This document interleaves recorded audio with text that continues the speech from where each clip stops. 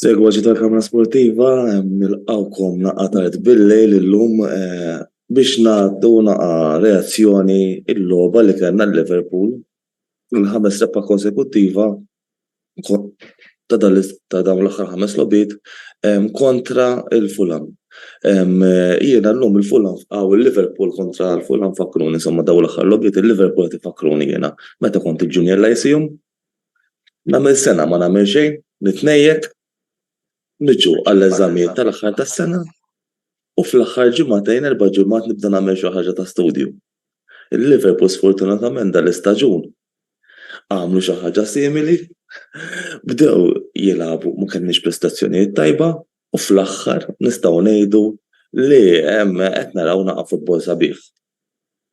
Il-formazzjoni nbidlet ma dik li kienet qabel, kif qed fil-programmi ta' qabel Trent Alexander-Arnold qed jilgħab issa aktar rwol ċentrali, jiġifieri m'għadux jilgħab dik il-pożizzjoni ħin kollu li jkun right back.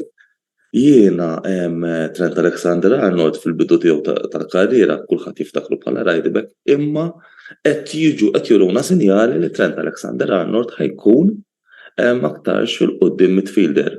U dan ukoll niftakru meta kien hemm Steven Gerrard kien jilgħab wide right fil-bidu tal-karriera tiegħu, ma kienx pożizzjoni straordinarja għalih u ma' żmien imbagħad għal midfielder ukoll. Jiena Trent Alexander-Arnold dawn l-aħħar logħbiet il-logħb li qed jagħmel, il-passes li qed jagħti u anke jkun viċin f'ċanses li jiskurja, kulħadd qed jieħu pjaċir jerġa' jara Trent Alexander-Arnold jilgħab. Wieħed forsi aktar minn dan l-istaġun fosthom jiena kien hemm ħafna supporters tal-Liverpool bdew maqblu Trent Alexander-Arnold, erġajna wkoll rajna Fabinho qed jilgħab futbol sabiħ, kien wieħed minn dawk il-plejers li kien maqblu, però nemmen li aħna l-istaġun l-għadda u l-kawża ta' dan l-istaġun li aħna ma konniex sejrin daqshekk tajjeb. It-tim kien għadu għajjin, it-tim kien għadu ma straħx wara l-istaġun l-għadda tal-Liverpool. Ma ninsewx l-aħħar ġurnata tal-istaġun il-Liverpool tal-istaġun l-għadda kienu għadhom biċ-ċans li jieħdu 4 tazzi sal-aħħar ġurnata tal-istaġun. L-aħħar logħba tal-lig sal-aħħar kwart tal-Liverpool kienu qegħdin jieħdu l-lig. X'ġara inbidel ir-riżultat tas-City kontra Aston Villa u ħadu is-City. Fiċ-Champions League tlifna bir-riżultat ta' 1-0, jiġifieri t-tim għalkemm rebaħ l-Liga u l-FA Cup biss l-istaġun l-għadda xorta waħda kien qiegħed f'dak il-momenti li seta' jieħu 4 tazzi. Tant kien drejnt it-tim li rajna l-effetti li ġralu dal-istaġun, però wieħed m'għandux jinsa li l-Liverpool hemm bżonn jinvestu. Il-logħba tal-lum aħna rajna logħba tajba miż-żewġ timijiet, għalkemm forsi l-Liverpool kienu naqa' ħarira aktar aħjar mill-Fulham, il-Fulham tawna logħba tajba ħafna u kien hemm mumenti wkoll fejn setgħu skurjaw. Il-Fulham l-ewwel logħba tal-istaġun li kellna kienet kontrihom u ġewwa darhom konna spiċċajna bl-iskor ta' 2-2. Ma' timijiet oħra l-Fulham ukoll hekk minister żball il-weekend li ġej u fil-każ ikkorreġuni intom kellhom ukoll riżultat tajjeb kontra l-Manchester City, ġifieri Fulham Silva il-coach tagħhom irranġhom ħafna u għandhom kif ukoll għandhom żewġ players li bosta it-top guns tal-Premier League ngħidilhom qed isegwuhom. Xrajna waqt il-logħba bis-saħħa tgħid ta' Darwin Núñez fejn waqgħu l-kaxxa il-Liverpool akkwistaw penalty. Salah kellu penalty il-logħba l-għaddiet ukoll, din il-logħba kellu penalty wkoll skurjaħ kif nafu qabel daw iż-żewġ penalty l-iskurja Salah kellu fażi fejn ma skurja żewġ penalty u forsi kien daqsxejn pressure.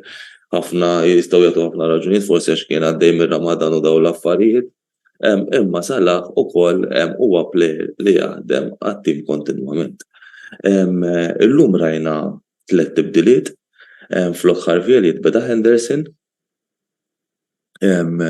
flok Robertson beda Kostas Tsimikas u U flok Cody Gakpo li wieħed qed naraw sinjali huwa wieħed mill-favoriti ta' Jurgen Klopp daħal Darwin Núñez. Darwin Núñez għalkemm aktar fit-tard fil-logħba flimkien ma' Luis Diaz li Luis Diaz ukoll kellu logħba tajba, ħafna mis-supporters immissjaw il-Luis Diaz u nisperaw li ma nerġgħux ngħaddu sitt xhur minn Luis Diaz u kif qed ukoll f'programmi oħra ta' qabel Luis Diaz ħajkun dak il-plejer li lokja il-left wing position.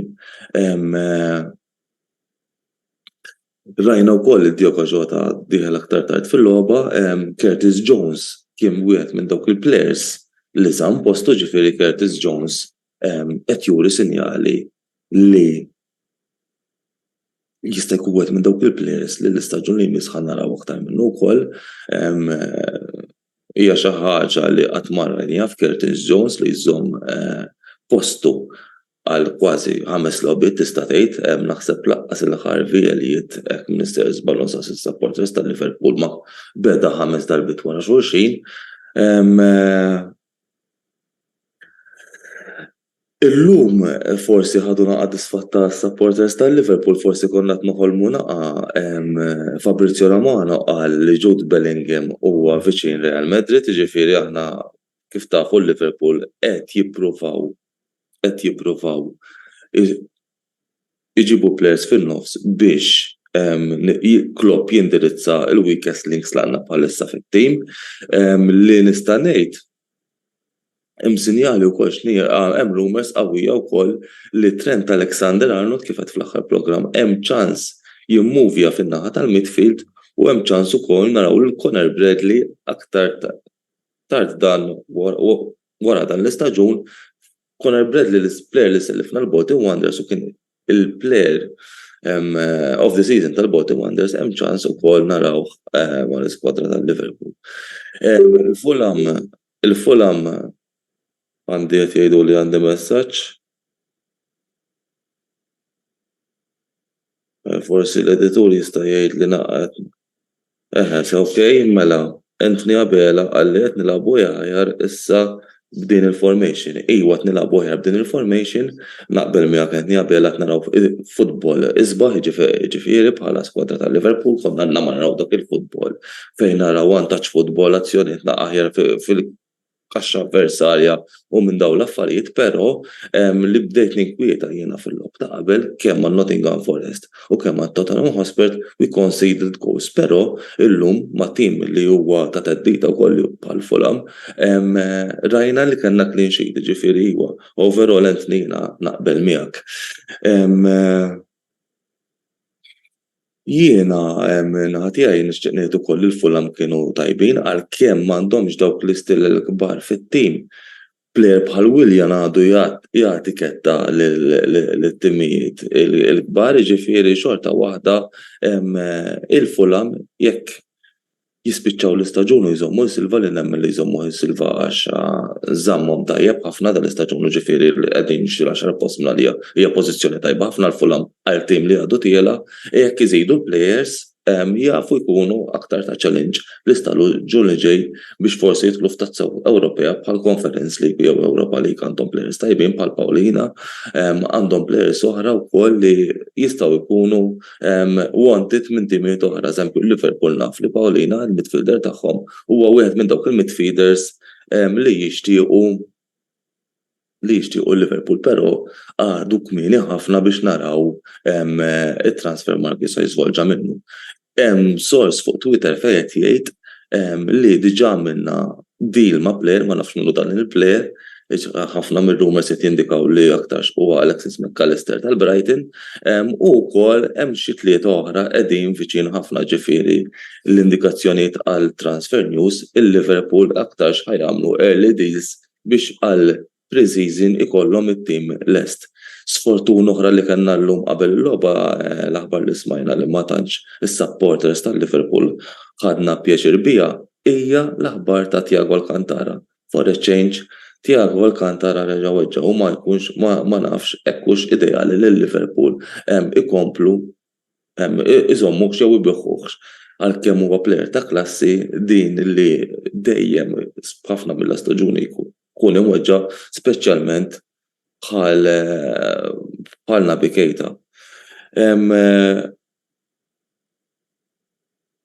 Però Anthony Abela għalilna kumment ieħor, però naħseb nagħmlu żbalja u naħsbu li Trent Alexander solva l-problemi fil-bit. Ekku naqbel miegħek m'għandniex niddependu li Trent Alexander-Arnold solva il-problemi tal-midfield ma naqbilx.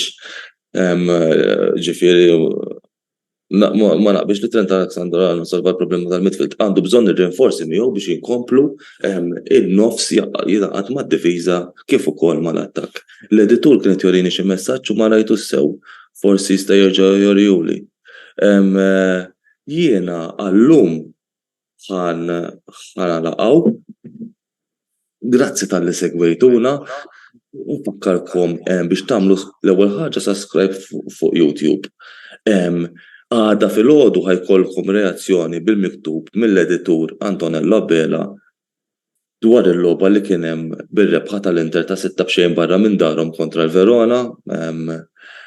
Sfortunatament l-editur Antonello Abela waqa' maħnuq u mhux ħajkun jista' jitkellem fil-programm tal-lum u għalhekk ħajħroġ ġirrezzjoni tiegħu għada filgħodu. Però għada fil-għaxija kunu preparati għal bot ta' risposta fid-9 ta' fil-għaxija fejn ħajkun il-programm dwar Amateurs League u qed jitlob l-editur Antonello Abela li jkun available magħkom biex jwassalkom dan il-programm.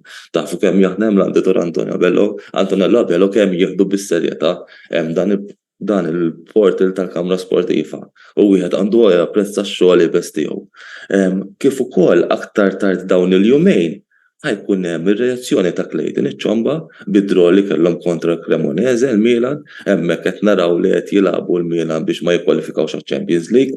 Jiġifieri mhux ħansemmi dawn l-affarijiet il-Ċomba aħjar naraw x'ħanagħmlu aħna l-Liverpool u mbagħad ġew aktar tard il-ġimgħa ħajitkellem ukoll jagħti r-reazzjoni tiegħu bil-logħba ta' Brighton versus United. Jiena nixtieq nirringrazzjakom għallum u tinsewx bħal dejjem tagħmlu subscribe fuq YouTube fejn ħajkun hemm dal-programm ukoll rekordjat fuq YouTube fost programmi episodji oħra li kellna ta' qabel.